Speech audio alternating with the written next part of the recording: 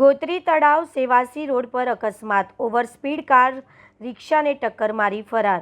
વડોદરા શહેરના ગોત્રી તળાવથી સેવાસી ચેકપોસ્ટ તરફ જતા રસ્તા પર એક અકસ્માતની ઘટના સામે આવી છે।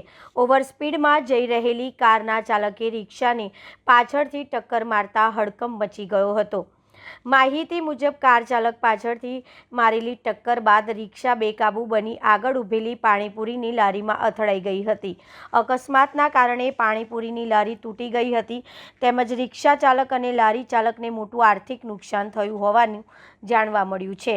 અકસ્માતના પગલે સ્થળ પર લોકોના ટોળા એકત્રિત થઈ ગયા હતા। સ્થાનિક લોકોના આક્ષેપ મુજબ કાર ચાલક સંભવત નશાની હાલતમાં હતો અને અકસ્માત સર્જ્યા બાદ કાર સાથે સ્થળ પરથી ફરાર થઈ ગયો હતો। ઘટનાની જાણ થતાં પોલીસ તાત્કાલિક ઘટના સ્થળે પહોંચી હતી અને સમગ્ર મામલે આગળની કાર્યવાહી हाथ धरी है।